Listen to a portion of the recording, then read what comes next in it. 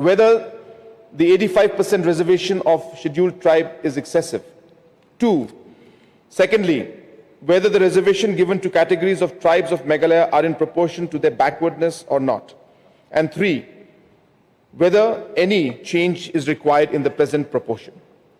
Considering the fact and the major chunk of the population of the state of Meghalaya is tribal and others are very nominal, coupled with the fact that they are really backward, although the education and social status of these people is gradually improving, still a lot is to be done. First question, whether 85% reservation to scheduled tribe is excessive. It is correct that the present system is in conflict with the judgment of Supreme Court, but at the same time, it is protected by the same judgment, but this can be challenged before the court of law. As discussed above in the findings of question number 1, this is also to be kept in mind that reservation policy as existing in the state of Meghalaya, no matter how good or bad it is not in consonance with the judgment of Supreme Court, especially in the case of Indra Sawhney, where it caps the quantum of reservation to 50% when it is given on the basis of caste and community. Although it is protected by the same judgment to a certain extent, but an introduction of a new policy could be subject to judicial review. The present policy, as existing therefore more than 50 years, has lesser possibility of judicial review. Therefore, the committee also suggests and warns the stakeholders to make no further demands of change in the reservation policy of 1972, since it would adversely impact the present policy. If the reservation policy would have to face the touchstone of judicial review, this could not succeed before the eyes of law. Secondly, whether the reservation given in the categories of tribes of Meghalaya are in proportion to their backwardness or not. Now coming to the second question, whether the reservation given to the different categories of the tribes of Meghalaya are in proportion to their backwardness. This is very broad question, and for this the committee has gone into records which have been provided to it by the representative and government, and perusal of this entire record. It is understandable that the state of Meghalaya is typically divided into two sects for the present purpose, that is Garo region and non-Garo region. From the record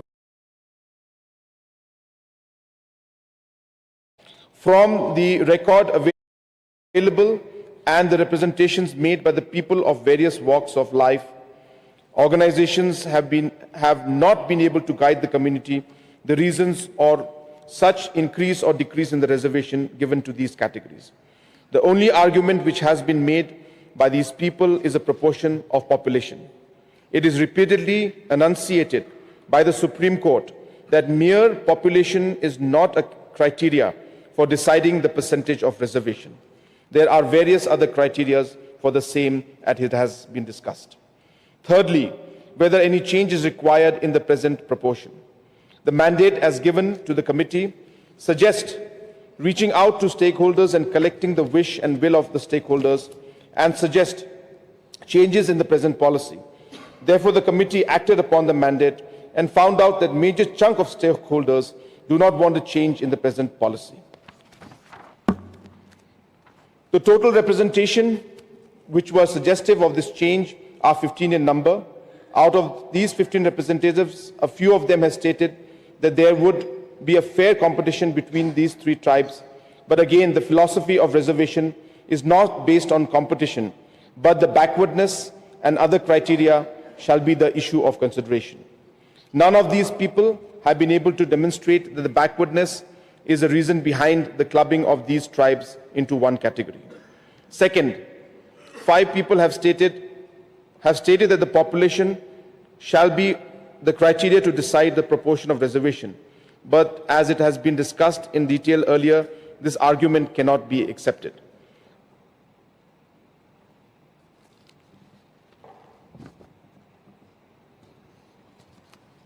Recommendation number 13. The majority of the stakeholders retaining the majority of stakeholders favor retaining the 1972 policy as it stands. The committee recommends retaining the 1972 reservation as it stands. Majority of the stakeholders support this view, and any change would be vulnerable to judicial review. The committee also finds no compelling reason to modify the policy at this time.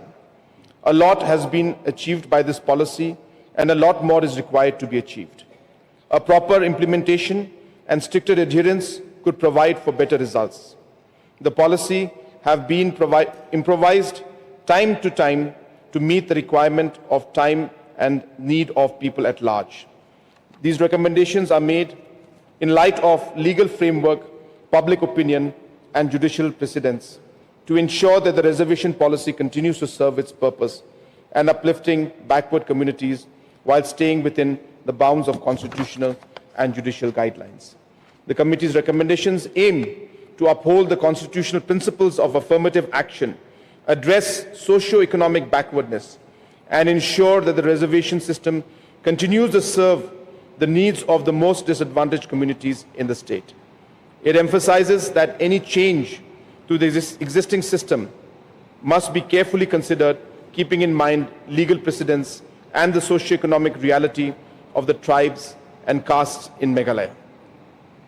The committee recommends maintaining the 1972 reservation policy as it is in light of these findings and judicial guidance. Mr. Chairman, sir, these are the findings and the summary of the report that has been submitted by the expert committee on state reservation policy. And as you can see, sir, the details of every aspect of the reservation policy has been looked into.